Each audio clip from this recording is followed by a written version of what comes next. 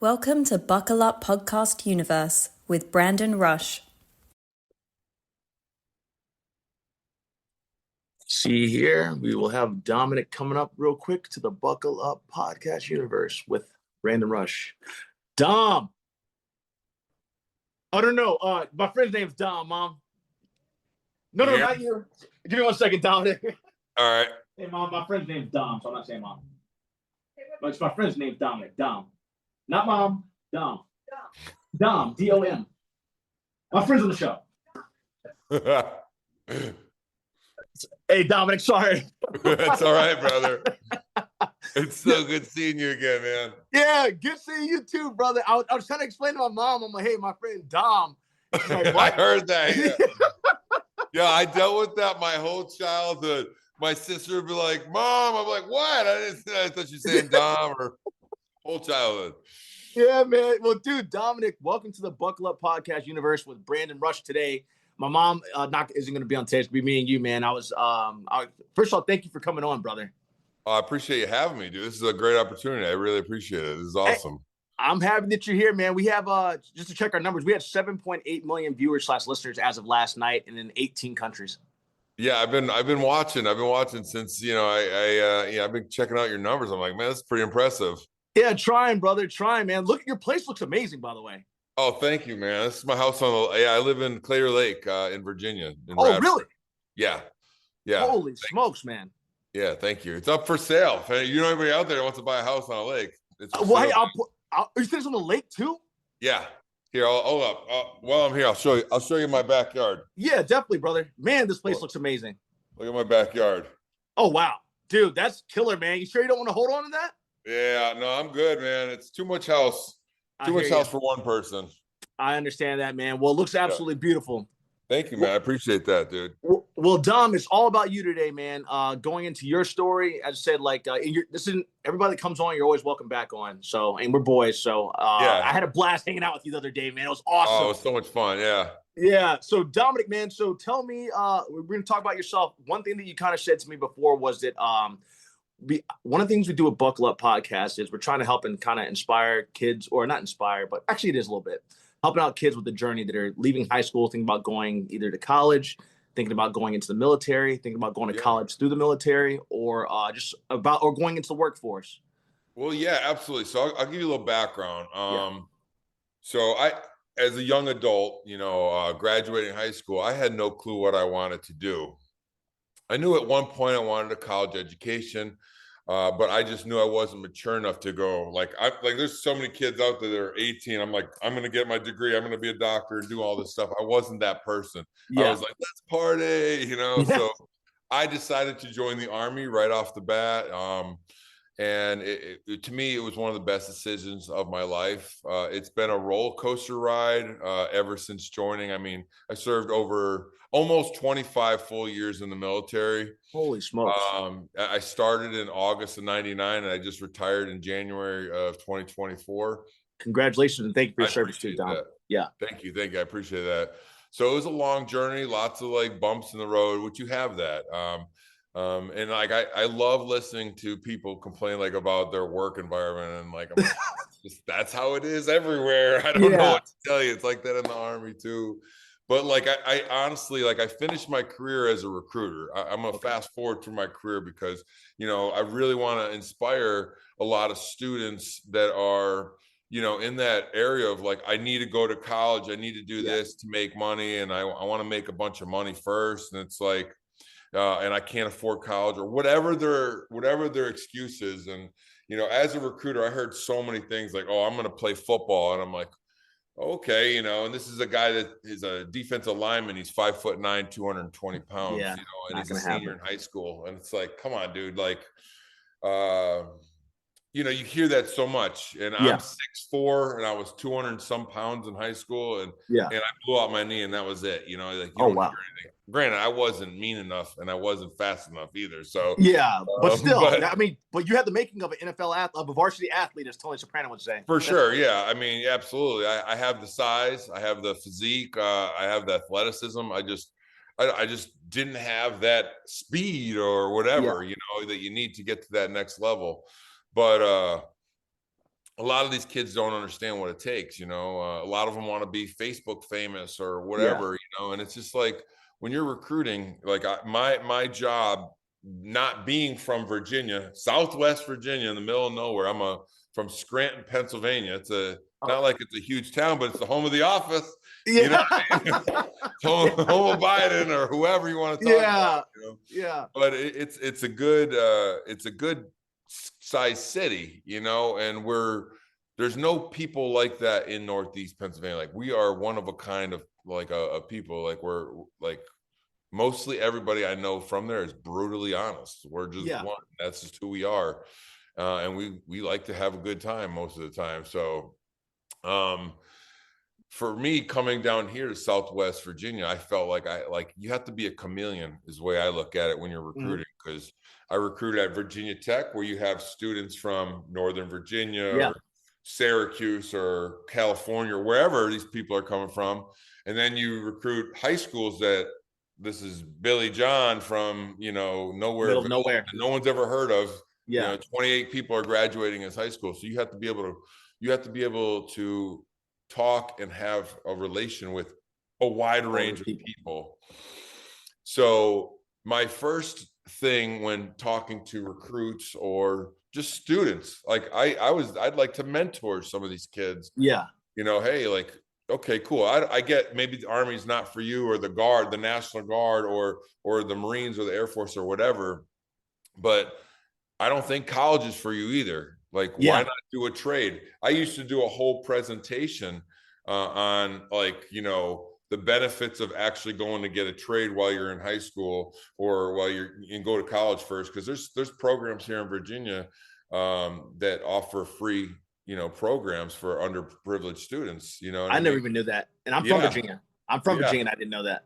Right. There's so many programs out there for lower income families, that have kids that are getting ready to go to school. And a lot of them want to be like welders or diesel mechanics. And I understand that, because they want to work on their parents' farms or something like that, because this is very rural out here. But at the same time, if you're not going to be working on that farm, what are you going to do with that certification? Exactly. I know electricians here that make like $180 an hour. Wow, that's good money, especially for Virginia. That's good money anywhere. That's good money anywhere. That's good money. Granted, they work their tails off, and then plumbers, they're making $120 an hour. So there's money to be had. And I'm like, go work for this guy as an apprentice. You'll make $50 an hour. You won't make that graduating college after 4 years. No, you're right. You're absolutely right. So that was my main goal, is try to just show them different avenues. But I also, even if they did that, I'm like, why not do the military? I didn't know there was a National Guard before. I probably would have joined the Army National Guard first to help me mature. I probably would have, yeah. And the reason I say that is my cousin, I got her to join the National Guard. She's got her head on way straighter than I do. She's way younger than I am, but she's very mature for her age and very focused. I was not that way, I'm still growing up, and I'm 44 years old. So I like to say, I had a big part on her future. She's saving all this money. She joined while she was a junior in high school. Really? She got her basic training out of the way. Then when she graduated high school, she got her her job, which they call MOS training for the Army. I don't know what the other branches call it. So she got her MOS training done, and then she went to school. And then she's making money going to college. Dude, that's awesome. Good for her, and good for you. One of the things I think is great, Dom, is the fact that not only with you recruiting, but you literally helped. You said she's your niece, or you said she's your cousin? I can't remember. Would you say cousin? Your niece, your cousin? She's my second cousin's daughter. Okay, yeah. So your cousin, you literally helped guide her, which is one of the things we're doing with this. You literally helped guide her. Hey, I think this would be a good step for you to take, which should help you be better off instead of spending your life in debt. You'll be starting ahead of the game. Right. And she's got money saved for a house or a new car, whatever. She has such an emergency fund. It's incredible. And she's graduating earlier. So it's so incredible. What the military and the opportunities that it can actually provide for you before you come in, while you're in, and when you get out. You just have to know who to talk to and how to get those steps going. And, the VA does have a bad like name, but honestly though, I can't blame them. They're understaffed. Yeah. In a lot of areas, in educational areas, especially in the medical areas, like, when you're going through something, if you want to schedule an appointment for a psychologist, like you could get in right away, but you talk to this person and then you talk to this person and this person. It's like, okay, cool. We'll get you someone to talk to on a regular basis. I'm like, why did I have 3 other appointments? The process is just a little flustered. It's a little, it's cool. It's just so convoluted. Convoluted. Yeah. Thank you. No problem. Good. So it's just, for me, I'm like, I wish I could talk to someone like, how can we fix this? You know what I mean? For soldiers getting out, or any veterans getting out, because that's where the problem lies for people getting out of service. I applied for a vocational rehabilitation. I'm 100% disabled from the VA for all my ailments. They pay you for them. So I am allowed to, they help me find a job. Well, I'm sitting here, what is it, June 9th? And I applied for it in April of 2024. And it's holy smokes. It's been like almost a year, over a year. Over a year, yeah. Yeah. I got approved for it, but getting this person to coordinate with this person, it's just like, I have to do all the legwork for it. And it's not how it should be. It shouldn't be that not hard. At all. It should be it should be smooth and streamlined. That's kind of crazy to hear you say that. I never would have thought that. Right. So all I'm trying to do is get my MBA from Virginia Tech. Yeah. So, which I got, actually, when we were meeting that day, I got an email saying that they finally talked and got everything coordinated. So I'm just waiting to hear what my next step is. Like, congratulations, brother. So I should be starting my MBA soon. Nice. You're gonna go actually physically to the school and do it, or are you gonna? They have an online one. I'd rather do that, because right now I'm, like I said, I got the freedom to do what I want, and I want to be able to travel whenever I want to. So. Oh yeah, absolutely, man. Yeah. Traveling is so important. Dom, I think that's, first off, you gave so much useful information, and even explaining things I didn't even know about, even to soldiers out there that are getting out, that are probably going through. I would assume that, honestly, there's probably thousands of soldiers that are going through the same thing and trying to figure out and not knowing who to talk to. Maybe they need to create a position that does specifically that. So they have like a program where you get out and you go to these offices and do all this stuff.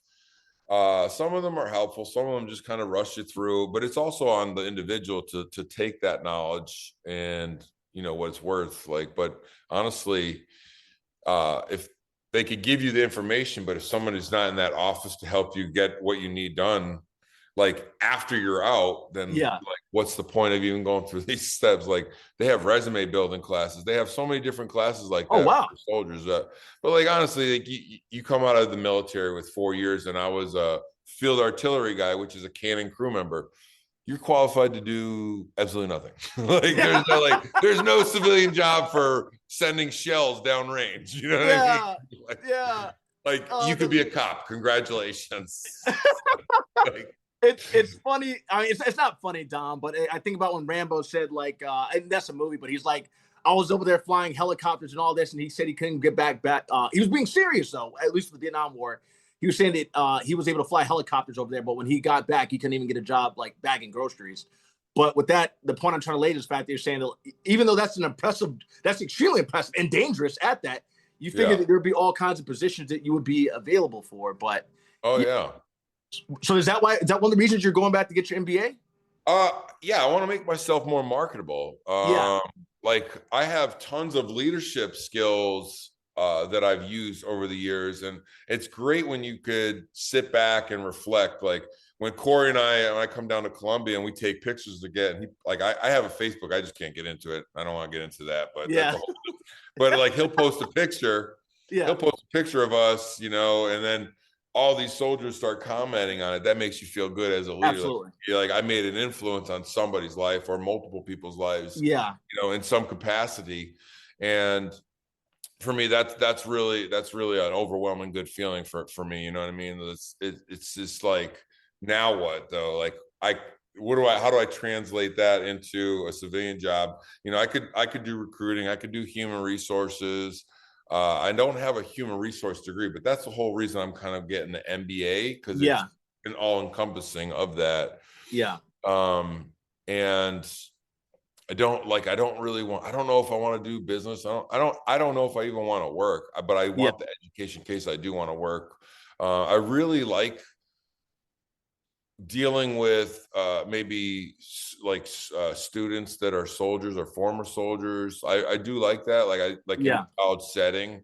So I wouldn't mind offering help there wherever I do land. For my final stomping grounds, you know. But I actually had a couple interviews here at Virginia Tech. Good.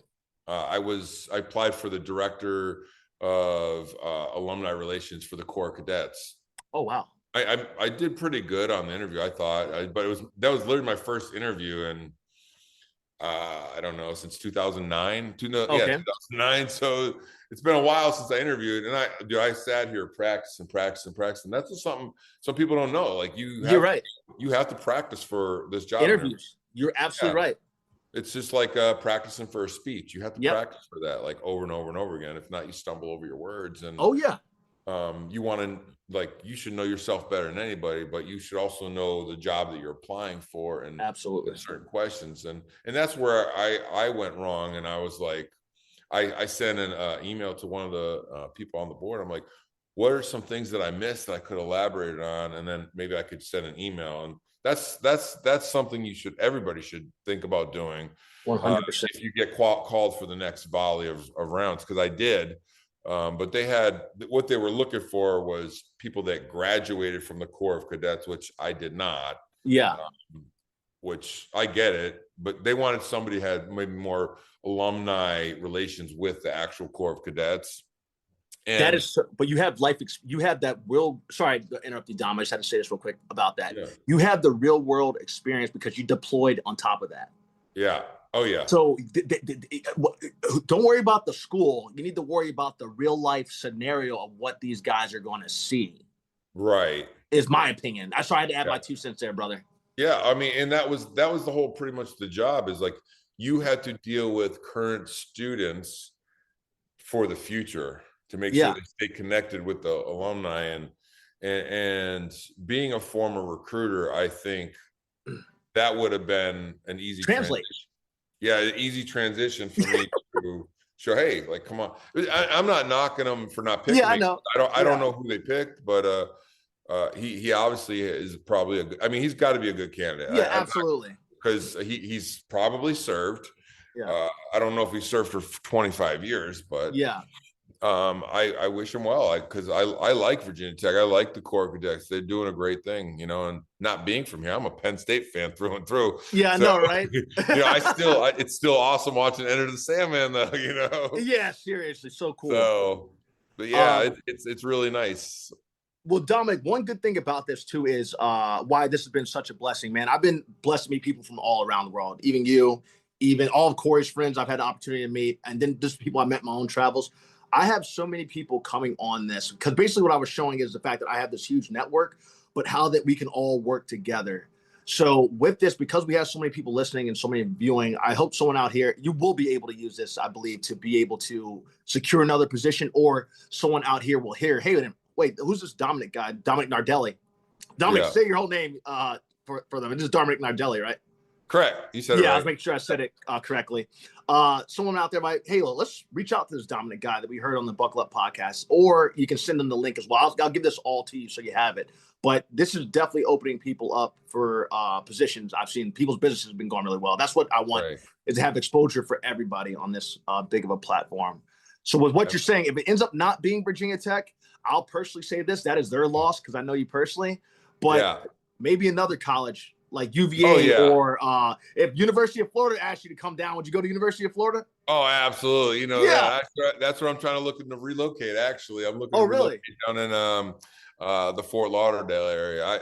I've been down there the last 3 years, man, and it just gets nicer and nicer. It's just a nice area. It's a bunch of, like, the good thing about it is you have older retirees that are there predominantly. Like obviously that's what Florida's like known for. Yeah. But then, and what I like about the Fort Lauderdale area is like the people that don't want to be in Miami and they're younger around our age. Yeah. You still have them, and you go out to eat and you see all these people, and it's just a good vibe. It's happy vibes down there, and no drama, just peaceful sounds of the ocean. That's what I want. That's what you need right now. Right. And so, Dominic, like, you know, where I always say this a lot of times, well, and mom says it too, like when God closes one door or pulls you out of a situation you're not used to, not supposed to be in, God will pull you out of a situation and put you in the right one. So just because that Virginia Tech door might not be the one, there's a feeling where you're like, man, I need to go down to Fort Lauderdale. You have that feeling, and easily that can turn into that position that you don't see right now is because you needed to get down to Florida where that job was waiting for you. Right. So I'm a firm believer in that, man. I walk by faith, not by sight. That's literally been my thing. I always say, you know, everything happens for a reason, first thing. And if like, you know, like I was just talking to my mom. I mean, I have a very close relationship with my mother as well. Oh, good, good. I think that's why I like you so much. Oh, yeah, man. But you know, I was telling her, you know, I've had a lot of, you know, bad relations in my life and tough times. I mean, the military's, you know, puts a damper on your life and your livelihood and what you do. And, you know, it's a lot of stressors, and some people don't know how to deal with that. And I don't fault them, but the way I look at it is, that's cool. I'm just going to level up. I always level up. You know? Man. Like I'll the video games. out. Yeah. I had someone laughing at you because you said level up. Like when you play video games, you might be, I'd say that I tell everybody I'm at that level 8 character, but you know that dark character that you got to unlock at that level 10? You're heading towards that level 10. I'm getting level 10, buddy. I'm in Mario Kart right now. Yeah. Exactly right. So Dom, one question I want to ask, like, I like that you have that. That's great that you have a relationship with your mom. I was really close to my dad too, but he passed of pancreatic cancer a couple years ago, and that's been devastating. Thank you, brother. But I do contribute to my parents for the way that I am, and I think that's been a blessing because I've always been trying to give back. I've always been a good person to people, and I always find kindred souls. That's why I connected so much with you. That's why I've connected so much with Corey, and I even hung out with Robert the other day. And I realized I see like Corey is so loved by everybody, and I see what you guys, and like it's like you guys like brothers, and I can understand that because it's like kindred souls that you just find that person that you instantly gravitate towards. Yeah. And I think that's so important. And so, Dom, one thing when you're saying you and your mom being so close, you said you grew up in Scranton, Pennsylvania. Is that right? Yes, correct. Dude, what was life like? So let's take it back to you being a kid. How does Dom get from, you know, being this recruiter, partying hard and becoming a recruiter or whatever, to how do you get there, Dom? Let me tell me about Scranton life. Oh man, Scranton life and your parents too. Let's do both, Dom. So I have an Italian background. If you can't pick that up from my name, I'm very close to my father as well. He's still alive, and I thank both of my parents for molding me into the man I am today, for sure.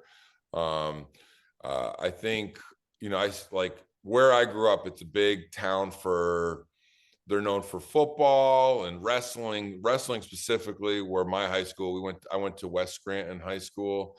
And, you know, I think it was my senior year, was the first year our high school won the district championship for West Scranton, for that whole area. And we took 11 out of the 13 weight classes to regionals. Like, we were really good. We could have been really, really good, but you know, it's your kids. Yeah. You don't realize how important that could be one day. And I always tell people, if you're training hard, there's always somebody out there training harder than you. Dom, 100%. I'm right there with you, brother. 100%. Right. And so like, you know, I was the type of student, I'm still like this. I'm retired and I still wake up at like 6 o'clock every morning. I don't know why, but it just discipline. I could go to bed at 10 o'clock. I'm up at 6 o'clock. I could go to bed at 2 o'clock in the morning and I'm up at 6 o'clock in the morning. So it's just the way, it's like my internal clock says, you got to get up at 6. Yeah. So I do. And, but like I would walk to school most of the time, or I'd ride. I would go to the gym first and I would work out. Yeah. And then after that, I would go to homeroom, take a nap, and then I would go to my classes. Most likely I'd sleep through like my first 2 classes. And, Yeah. and then like I would catch up on my homework and stuff in like study hall, and then school would end, and then you go to wrestling practice, and then just do that stuff repeat, or football practice or whatever. I never did track in high school. I just was burnt out. Like wrestling, from wrestling's enough, bro. Yeah, football and wrestling takes a lot out of you, and Yes, working out every day, you're trying to stay fit, takes a lot out of you. It's a lot of dedication. We've had a couple pro athletes come out of there, out of West Scranton, which is pretty cool. I don't know if you ever heard the name Bill Ferrario. He played for Green Bay Packers. He was a lineman for Brett Favre back in the day. Not the big black guy. No, he's a big white Italian guy. Okay. You ever hear the name Mark Spindler? He played back in the 80s. He was a defensive end. He came out of there. He played with Barry Sanders on Detroit Lions. Holy smokes. Okay. For most of his career. He was bounced around after Detroit, but and that's just to name 2 that I could think of off the top of my head. Yeah. But we're pretty known for football. Wrestlers, we've got a lot of good wrestlers that come out of there. Like Pennsylvania is obviously known for more wrestling than football. Yeah. Any other state, especially now that Penn State's blowing up. Like they're back. Yeah, they're back in it. Yeah. So that that's like every day. Like was like I just liked to go to school and party on the weekends with my friends. That was me in high school. And then like like I said, my senior year rolled around, and I was like, "Oh shit, I gotta get ready. What am I gonna do? Like, what am I doing with my life?" So, to get out of school, because this is how I was finagled the way to get out of school. I'm like, "Let's go visit this school, mom and dad," and we'd go to some crappy business school that's no longer there. I'm like, "Yeah, this is what I think I'm thinking about." That's kind of who I was, and I'm like a joke. I like to joke around, so I joked around a lot with students and my fellow students, and definitely teachers. Okay. Any teachers you can remember, Dom, or someone that made a huge, outside of your parents, anyone that you can think of along the lines of your lifetime that has made a huge impact on you? Oh yeah, absolutely. I have coaches. My wrestling coach, Coach Bucka, he made a really good positive influence on my John Richter. There's too many to name, to be quite honest. Understandable, brother. Sports realm. But like those 2, like even like parents, like my friend's parents, like my buddy Jimmy Morgan, he's a year behind me. He went to States. He wrestled for left Pitt, and then he wrestled for a local university. I think it was King's. But his dad, Dave Morgan, like he was at all of our wrestling matches with us, and it was like we had a crew, because when we were little, I started wrestling in like 5th grade, Really? So, yeah. Wow. We had a crew that we would travel with. Like we'd go up to Binghamton, we'd go over to Penn State, we'd go to all these wrestling tournaments, and that's how you get better. You got to, the more you do it, the better you get. So like my parent, they sacrificed a lot, a lot of their time. And my dad would work 3rd shifts and be sleeping in the benches and waiting for us to wrestle. Holy smokes. Yeah. He'd drive us from here to there, and like think about all the money that they spend on food and hotels, travel, just gas and all that stuff. It's the fees to get into the tournaments and stuff like that. The shoes, all of the stuff, and that's what I think, like my parents, even all like my parents' friends of people that wrestled are on my team. Like it was a tight community. It really is. Which is important. Dom, I'm glad you mentioned that. And that's so important, because like kids, actually it's been for years, not just kids these days. It's so many people don't realize the sacrifices. And I'm glad you pointed it out, because my parents made a hell of sacrifices. Yeah. Just like yours did. But the fact that you're able to acknowledge that, because sometimes you have people, I'm sure you come across, that don't realize all the sacrifices that their parents have made so that they could be where they are and still feel entitled or expect more. And it's like, look, your parents gave up a lot. So like even saying your dad being, I know at one point my dad worked 2 jobs. At one point my mom was working 2 jobs. But they still showed up and did the best they could. And so for you to, so for you to say that, Dom, like about your parents, like, hey, your dad was working 3rd shift and still would be at your matches. Look how great of a man you turned out to be. And not just you. I'm sure that you've, your friends that you mentioned, I'm sure they were impacted by your dad and your mom as well. Oh yeah. Oh, for sure. My mom is the definition of, you know, taking care of the family, like, you know what I mean? Cooking, cleaning, make sure our clothes were clean. She is above and beyond like that. And then my dad is like, what do we need paid? Like he is like, it's the traditional, like leave it fever kind of like role, you know. And then my mom didn't go to work until I was like going to school, like I was 4 or 5 years old or whatever. And then she became a phlebotomist, and that's when she started. Yeah, she started her stuff then. Yeah. Wait, I'm saying, you say it for blood, like like phlebotomist, people that draw your blood when you go to like. Oh, okay, sorry, man. That's how special I am. It took me a second. Yeah, phlebotomist. Yeah. And then she eventually finished with, she did credentialing for doctors' offices and like pivot physical therapists' offices. If you ever seen those, are nationwide. Well, they've been bought out, but she did credentialing for all the doctor certifications and stuff like that. And then my dad retired from, he was a Teamster for 22 years or something like that. Love Teamsters, man. He loaded trucks for 22 years in the Poconos and Pennsylvania at Roadway Express. And then, can I say business names? Is that cool? Yeah, you can't. Yeah, because they're no longer in business even. Okay, you're welcome to say, yeah, you're welcome to. It doesn't matter. It doesn't hurt me. Yeah, as long as you're able to. And then he's now, he's like a career counselor, like for younger kids. Like he'll like, if you wanted to be a doctor, he's like, okay, come on, we'll do a field trip. He takes these kids to a hospital and shows them what doctors do. Yeah, so he does a lot of that. He's getting ready to retire though. Like I think he's doing one more year and he's gonna retire. So well, congratulations to your dad. I think that's great what he's doing. You're honestly, Dom, it's crazy. Your dad sounds a lot like my dad. Because my dad was a coach too. Even when my dad passed away, so many of his prior players came and showed up to his funeral. Like that showed the world about who my dad was. But I see where you get it from, because I try to be like my dad so much. And I see the fact that your dad did that for students, like you said, taking them to the hospital and stuff like that. Just like you as a recruiter, you might not have been taking them to the hospital, but you still then and still now are trying to help guide people with, hey, this is what you should do. So it's like, I feel like you probably saw your dad doing that and it instantly became part of you, maybe. Or I could be wrong. Yeah, it's like instinct. It's just like, oh, I could help you. And that's just how I've always been. It's like, I could help you. I'm a giver. I really am. You know, if I'm not going to give you, I might not necessarily, I'd rather not give you money because I know that's not going to help you. Yeah. You know, it'll help you this much. But if I give you sound advice on how to get this much money, that might help you more so. You know what I mean? Yeah. And I'd rather do that than you know, constantly give, unless it's somebody that's desperately in need and I know that they need it like 100%. You know, it's a little different in something like that. But like my dad, he gave his time, and I saw that. My mom gave her time too. Absolutely. So, Dom, you tagged on something else, man, that I wanted to mention. I always tell people, like, I don't care how much money you make. I don't care, even relationships and all that kind of stuff. The most important thing to me, and I think it's more valuable than gold or money, is time. If a person gives of their time, that says a lot about them, first off, but that's more value than anything, because that person's taken away from something they could be doing.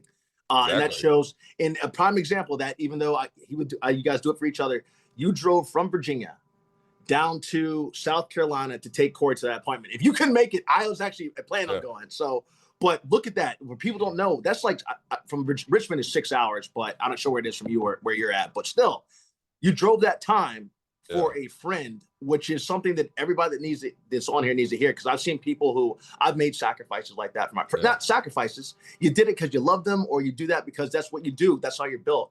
But so many people don't always reciprocate that. Yeah. Well, you want to know how I that's not why I was down there, actually. Oh, okay. So I have a friend that I went to high school with. She lives in Myrtle Beach, and her she had somebody pass away in her family, and her son was down there, and she's like, I got to pull him out of school, and it was the last week of school, like they had finals and stuff like that. I said absolutely not. So I left here and I drove down there, and I took him back and forth to school every day. Well, she took care of arrangements down in Florida, and then I drove him to Florida so she could spend the time with him in Universal. And then I drove up to take Corey to an appointment. This is why I love this show. This is why I love people like you, Dom. Look at that. It related exactly to what I just said. You gave of your time, not expecting anything in return, because you saw a young man that you didn't want to. First of all, you did two things here. one, you saw your friend needed help, but she didn't ask for, but you did it anyway. You're like, hey, look, you're stepping up as a good man that you are, and the man that your parents raised you to be in your community. And then you're helping out this other young man who in turn is probably he's gonna remember that the rest of his lifetime. Like, hey, this guy came I hope here. so, yeah. He's a good kid. He really is. Yeah.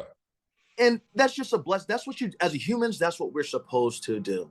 And if I didn't, obviously, if I was working 60 hours a week and going to school online right now, I'd be like, I just couldn't do it. I wouldn't even. Yeah, that's understandable. Yeah, but within reason. I have the time right now. All I'm doing is looking at this lake, and just enjoying time with my friends. So, like, why not help somebody who needs help? That's absolutely easy to me. Like Corey, he had to have that surgery or whatever. Yeah, that's easy. I don't care. I'll take you.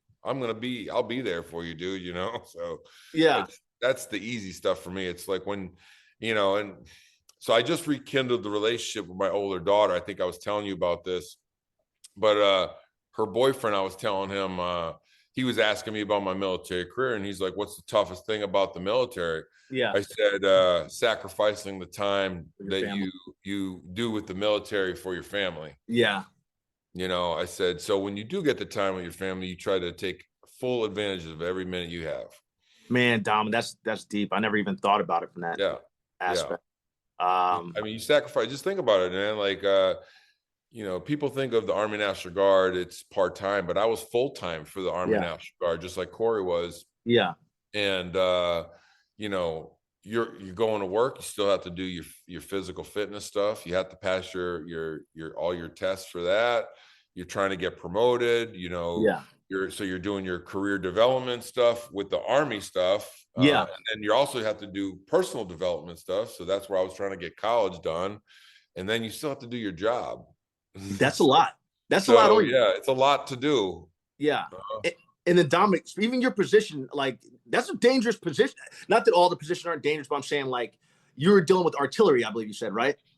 So I had multiple jobs. I started out my career in artillery, and then I cross-trained in 0405 as an MP, which is military police. Yeah. I never got the designation for that deployment to the Middle East in 0405. I deployed with the 1st of the 109th Field Artillery out of Kingston, Pennsylvania, which is Wilkes-Barre, essentially.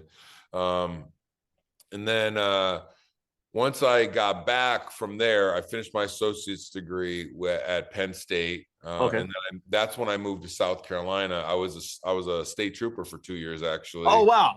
Yeah, in the Lexington, Columbia area. Yeah. And then I couldn't afford to live. They don't pay as well as they do up north or even here even. So I applied for the AGR job, the Active Guard Reserve job, and I got hired in Edgefield. So that's what made me kind of get back into the military more full stride. Yeah. And to me, it was like I could retire in 15 years, or I could retire in 20 years and 2 months. Like, so yeah, to me, it was a no-brainer to make that transition. But once I moved to South Carolina, I got a job as a combat engineer. Okay. Oh, that's what my grandfather was. Yeah. For the Army. With explosives. Yeah. Yeah. He was a combat finding engineer. The mines and stuff like that. Yeah. Yeah. I did that.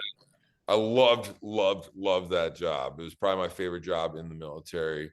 And then when I moved from South Carolina to Pennsylvania, I had to get my truck driver job, MOS. Okay. So I was a truck driver for like 18 months until those are the big ones. Are those like the big ones? The big green ones? Big Army trucks. Yeah. Well, I could pretty much drive any vehicle in the military or in the Army. So, but then when I moved to Virginia, I went to recruiter school. So okay. Man, you've lived a bunch of different lives here. Yeah, Dom. I'm telling you, I got lots of chapters to my stories. Well, honestly, I'm gonna keep getting all these chapters. It doesn't have to be today, but when I have you back on, I'll definitely get the chapters in. Dom, one thing I want to say, I know that you said that I'm glad that you're able to rekindle with your daughter, and hopefully, even I never thought about you saying like the fact that you sacrifice time from your family, and then your family probably misses you too, but not as a kid, not always being able to understand like, hey, why is dad not here? Well, dad's doing this to provide too. Yeah. And doing the service for the military. So it's like so many people don't see, like, there's so many different levels. And that's different from the generation now, Dom, where some of the older generation, they were shell shocked and didn't know how to show the love to their kids. That's the difference. Right. Oh yeah.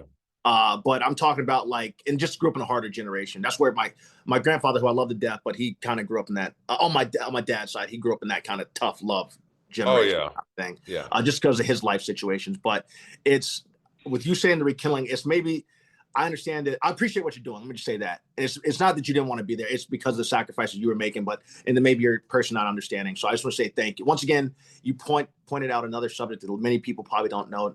Neither I didn't even realize that until you just said it, is the fact that, hey, you've made sacrifices from your family, both the family members and the people have made sacrifices that people might not be able to understand, or even family members at the time. Yeah, and I mean, think about the birthdays and missed, everything, holidays, birthdays and holidays. You miss all of them, like the Memorial Days, the 4th of July, the Labor Day weekend parties, the burgers and Thanksgivings and the Christmases and all. So you miss a lot. You do miss a lot. Even when you're home here, like you have a lot of field training that you have to do, and you're gone for exercises for a month here, 45 days here, 2 weeks here. You do a lot of time doing these exercises to prepare yourself for the ultimate game. You know what I mean? Yeah. If you're not prepared, then, I used to have a boss, and it was one of Corey's bosses. There's a saying, people always say practice makes perfect, right? Yeah. No, that's not true. Perfect practice makes perfect. Yeah. So it's not true. You gotta have perfect practice. Yeah. So, it's funny when people say that, because every time practice makes perfect. I'm like, nah, it doesn't. Perfect practice makes perfect. It always clicks in my head. Yeah. Another one of his sayings was a dime dropped is a dime well spent. Yeah. I know that's right, man. I know that's right. And yeah, Dom, it's like, and the thing is, I was thinking even within that, if you say, hey, like, look, can I be gone? I need to be back for my daughter's birthday. Yeah. Everybody in the military has gone through it. So it's kind of like you miss your daughter's birthday. Well, I miss my daughter's birthday too, and my son. So it's like, it's one of those things where actually everybody's gone through what everybody has gone through. If that makes sense. It's like a circle of anniversaries, birthdays, Mother's Days, Father's Day. You miss it all. And it's a sacrifice you give. And I think what makes it more of a tight group and a more camaraderie within the military is because of that. That's one of the major reasons. And even when you're in Afghanistan and everybody's getting mortared, like you're all getting mortared. It's not like I'm getting mortared. There's no victim card here. Like, I'm getting mortared. Somebody save me. Like, no, we're all the victim here, right now. It's Dom, you said that because Ray Solo, who was on here, she was at a place that was getting hit one time, and they were all going through it, but they were so tired. She was kind of talking about that for a second. But one thing I want to say, so both my grandfathers were in the Army, but in Virginia where we were at, there's this family called the Pagents who lived across the street from us. They are my third set of grandparents. White couple, proud Marine. God, I love the Pagents. And he had all of his stuff on the wall, so he used to always see it. But Mr. Pageant, the day he got married the night before he shipped off of World War II. I'm like, with you saying the anniversaries and you guys have that camaraderie, it's literally the fact Miss Pageant and Mr. Pageant say, literally, Brandon, I got married, and then I left for World War II the next day, and it was gone for a year, I think. Wow. And that's wild. That's in the the 30s, 40s. Like it's wild to think of. But they still do that today. Like, hey, I'm getting deployed. I'm gonna get married real quick because I might not. You see, honestly, you see a lot of younger like soldiers like, hey, I'm going to war, but if I die, I'd like you to have the money if something happens. That's awesome. Yeah. So like, you take the life insurance money and go buy your house, have a dream house, or whatever. You know what I mean? Like, it's like, I love you enough. I want you to be my wife or husband. Why don't we just do this thing? And then when, we'll come back, we'll go on a honeymoon. Like, absolutely. I don't knock anybody for doing that. I mean, there's a lot of divorces nowadays, and I get that, but that's a whole other topic. Everywhere. Yeah, that's a whole other topic we could talk about. Absolutely. And within the military, it's just like, hey, this kid loves her, let him do it, or this girl loves him, let him do it. Man, for a year or 9 months. Absolutely. That's what they want. Let them do it. I don't care, man. Well, look, Dom, I don't want to hold you up too much more today. I'll make sure I hit everything I want to touch today, because Dom, I want to have you back on because Oh, my mom's gonna listen to this. My mom, a lot of times when she doesn't come on immediately, she'll listen to everybody and then she's like, "Hey, Brandon, bring him back." So a lot of times we'll have a person that comes on. It'd be my buddy Dave Ballman, the major. He's retired, but he's a major in the Marines. He came on, was with me, and then my mom heard him. Most people, she hears them, and then it depends. It's just, sometimes she stays up late watching movies. so I think she might have been up to 8 o'clock this morning watching movies. So I understand, but yeah, Dom, dude, I absolutely love you, brother. Like, I enjoyed spending time with you the other day. Yeah. I had such a blast, and then even hanging out with Robert the other day. I see why all three of you guys are such a tight knit group. And because I appreciate that, dude. I really love you too, man. And I had this conversation with Corey the other day. I said, man, I'm glad I met a bunch of your friends. He's like, what do you mean your friends? He's like, they're your friends too. Yeah, absolutely. And I said, are they? I said, are they just associates? It's not like no, friends. Yeah. And then he made me realize, he's like, dude, he's like, they look at you like one of their own because of that one time you came and hung out with us. And he's like, that's all it took. And you guys all clicked. He's like, that's just who you are, man. He's like, if they didn't like you, they would tell you. Oh, yeah. I am the king of it. So I was like, well, okay, cool. That's nice to know that I'm a part of this tight knit. Were you in his fraternity, by the way? No, I wasn't in Corey's fraternity. I think I'm 5 years younger than Corey, and I happened to be when I was a freshman. He was in DU, and a situation happened one time, and he ended up being there for me, and I appreciate him for that. Just dealing with some racist asshole. That's what happened. Yeah. And but I had experienced a lifetime, but I experienced on a different level that day, and he was there for me then, and we just been tight knit since then. And then he's been there for my mom countless times. He's family to me. Miles. Yeah, absolutely. Yeah. Yeah, that's the thing with Corey. He is family to me. He's legitimately my brother. Yeah, I don't. When they say you guys siblings, I was like, yeah, I got two for sure. Absolutely, like my brother. Yeah, absolutely. And then Dom, I had to say this about you too, which I appreciate you so much, man. When I asked you if you'd come on, you said, "Breed, absolutely. I would love to," and that makes me feel so good because, dude, so many of my military friends. And guy friends I have asked have come up with excuses. They're terrified of public speaking, and it's not even live; it's Zoom. Yeah. So you I appreciate you taking initiative. Like my buddy Dave came on, he wasn't scared. Like several of my guys, it's been more girls than guys that have come on, but I appreciate you coming to the forefront. And not, Corey's gonna come on too. He said no problem. But I've just had so many friends that have been so scared. Instead of them just saying, "Hey, Brandon," like a lot of women that have come on and some that haven't have told me, "Hey, B, look, I'm terrified about public speaking, but I'll come on anyway." Right. And that's made me feel good because it's like, hey, you got to push that invisible wall of fear. And at the end of the day, you're talking to me. Yeah. Yeah. This is two boys talking, right? Yeah. Well, hopefully this will encourage some of your other military friends or other friends in general just to come on, even if they're timid. Like, what do you have to lose? Nothing. Exactly. Nothing. Yeah. So, Dom, I appreciate you today, man. I will have you back on this. And my mom's going to hear this. It'll only take me about 6 hours. I'll have the podcast station back to you, and I have the YouTube up ready for you too. You're the man, dude. Yeah, well, Dom, I appreciate you, brother. You knocked out of the park today, by the way. I appreciate it, dude. Thank you. Yeah, good seeing you again, man. Yeah, good seeing you too. So I'll have this back to you. Mom would probably, maybe in a week or two, Mom will want to come back on and talk to you too. So how long are you gonna be down in Columbia? Because I'm probably coming back down. I forgot my ninja, man, and all my protein stuff. Oh yeah, so I'm gonna be down here. So I'll be moving more to New York now. Like I'm gonna be taking over one of the things with New York, and the show's going so well. So I'll be back and forth between the two, and then going to LA some too. Like it's just, but I'll be here most likely when you get back. Like the only hard date I have right now is August 17th. Cool. But otherwise, we'll be I'll see you when you're back down here. That's what's up then, man. I appreciate it. Yeah, man. Dom, thank you so much, man. I always give everyone a round of applause, man. And we'll catch you soon because I said my mom's gonna want to come on and talk with you. All right, sounds good, bro. I can't wait. Yeah, man. All right, Dom. Have a good day, brother. Thank you so much. You too. All right, bye-bye. Bye.